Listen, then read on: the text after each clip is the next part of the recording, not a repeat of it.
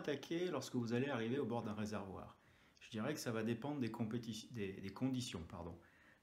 Est-ce que c'est une compétition? Est-ce que c'est quelque chose d'amical? Ça va dépendre. En effet, dans une compétition, souvent vous avez du poisson frais qui va être mis. Donc on va dire que le poisson frais va plutôt s'attaquer au streamer en général. Ça dépend de la pression de pêche qu'il y a eu avant.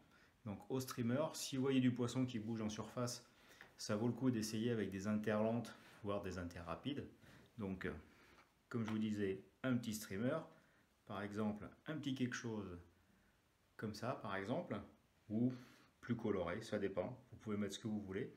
Donc en intermédiaire, si vous voyez que ça bouge, vous pouvez aussi essayer des tons un petit peu plus corail par exemple, des choses bien agressives pour démarrer. Mais si vous voyez rien, il se peut que le poisson soit plus profond et que dans ce cas-là, on soit obligé d'attaquer directement avec des bombes. Donc au loin ou au bord. Surtout quand vous commencez, ça sert à rien de lancer super loin au démarrage. Faites plutôt des lancers courts pour prendre les poissons qui sont plus près du bord avant de leur mettre la soie sur la figure. Voilà, ça je trouve que c'est vraiment très important. Une fois que vous aurez commencé à pêcher, après vous pouvez allonger la distance et aller chercher les poissons un peu plus loin.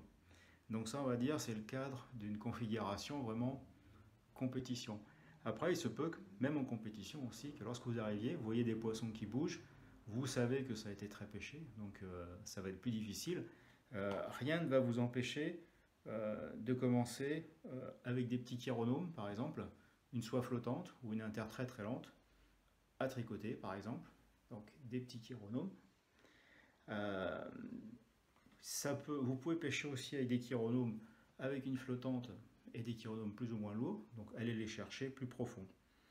Et je dirais aussi, si vous voyez qu'il y a beaucoup de gobage, eh ben, même en compétition, rien ne vous empêche de commencer par une pêche en sèche. C'est tout à fait possible.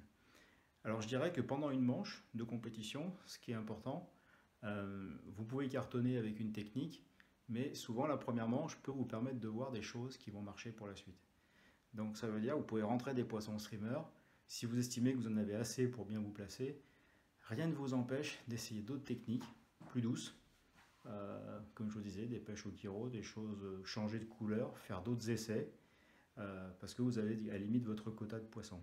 Voilà. Après, pour de la pêche plus plaisir, bon, c'est clair que des pêches chiro, noyés et tout ça sont très intéressantes, mais malheureusement pour les compétitions, ça ne marche pas forcément tout le temps. Mais dans les manches difficiles, il est clair que ça peut marcher.